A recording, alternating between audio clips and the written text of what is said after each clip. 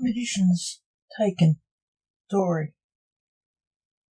Milkite Alexander was on a visit to the doctor because of her newborn baby Micah, when the car was stolen with her baby in the car.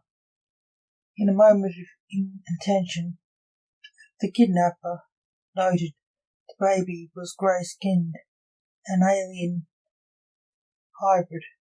Mrs. Alexander, I'm sorry, but whatever you do, don't give in to his demands, said her husband's uncle, Reynard Alexander, local police sergeant.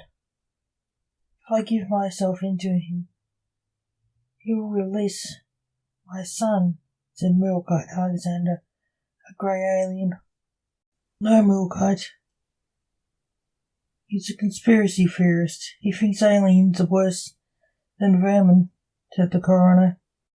Her husband's grandfather. He boasted if he caught an alien, he'd kill them. No, said Milkite, crying blue tears, realizing her baby may be dead already. She did not know what to do. Her husband was working and didn't know their son was taken. He was on stage as a stage magician, so she could not ring her husband to tell him. When he found out that his car and baby were taken by an alienator who wanted his wife too, he was devastated. He went to the only one he thought who could help him. Dad, I need help, said the necromancer, seeing him at the door of his father, the necromancer's home. You look like it, boy, said the necromancer. The son hugged him. He was in tears. What is it? Asked the father, realizing it was serious. An alien-hating lunatic stole Mooka's car with Micah in it, said the necromancer. He was in tears. Oh no, said the necromancer, wishing he hadn't already known about it. He had been told he was to kill a madman who killed an alien baby by fate. He didn't know who the baby was. This confirmed it. He hadn't the heart to tell his son the truth. He demands we give him Mooka for Micah, said the necromancer. Don't let him be a Mookite, said the necromancer. I'll deal with him. Thank you, Dad, said the necromancer. Mookite was driven crazy with worry for her baby. Out of desperation, she contacted the kidnapper and met him to trade her life for her baby's life. The kidnapper took her with glee. She was taken to her baby. She found it had been murdered and stuffed like a grotesque hunting trophy as a mere freak of nature. To her horror, it was her baby, part of her. It sickened and scared her. She feared what? She feared what was going to happen to her. She felt stupid for not telling anyone what she was doing. She was tied up and interrogated on when her people were coming to take over the planet. She swore they weren't, till she could never speak any more. He put a noose around her neck. She was at her wit's end.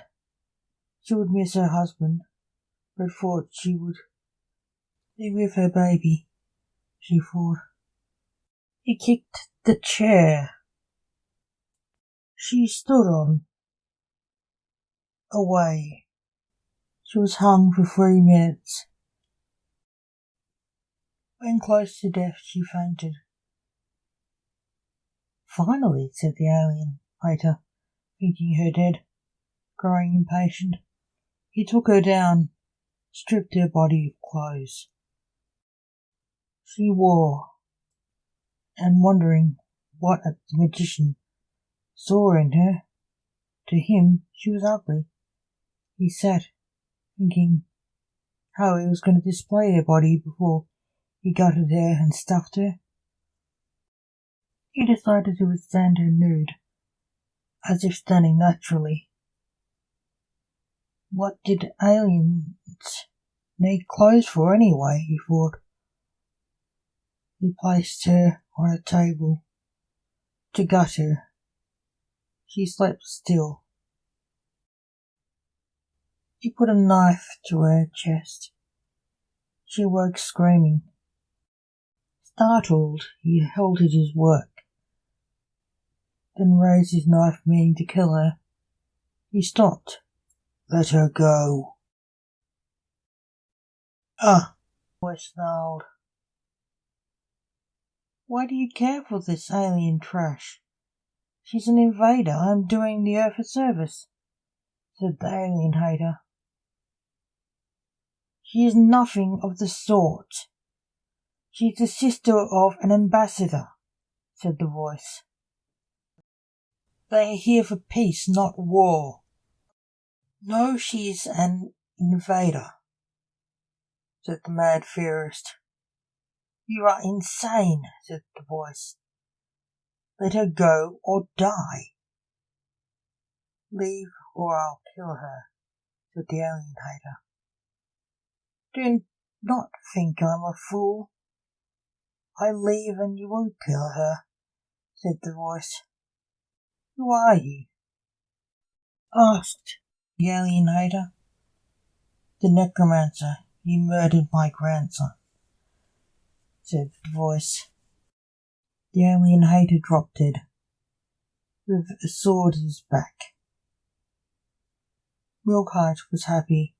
She was saved. Then she realized she was naked. She felt awkward. Thank you for saving me, said Milkheart. Excuse the clothes. The necromancer helped her up. It's all right.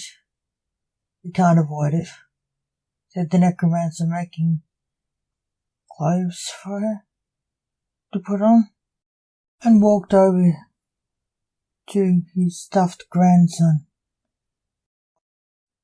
I'll make the police a personal visit and tell them what happened. He will pay for what he did to Micah in this world and the next, said the necromancer. Good thing your husband wasn't here. He'd tear him to pieces, if not stuff the killer of his son himself. Rebecca Ida dressed. She did not look at her son. I'll take you to the police, said the necromancer. The necromancer teleported Murgaid and himself to the police station. There was a big panic in the station as an alien and a serial killer wanted by the police appearing would usually cause. I come in truce. I found this lady about to be murdered. I saved her for you. She is very distressed. Her son was murdered and stuffed, said the necromancer. By you? Said a policeman. No, I'm shocked too, said the necromancer. Where is the killer? Asked Reynard, not recognizing his grandnephew. I killed him, said the necromancer. He was trying to hang this lady. The necromancer walked out of the men's room. What's with all the noise? He said.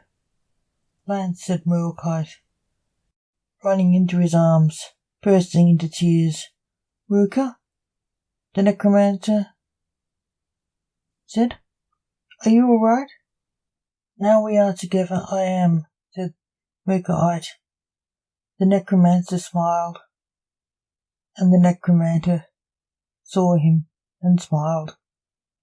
Murgaid kissed her husband. He kissed her, and the necromancer teleported away as the police decided to arrest him.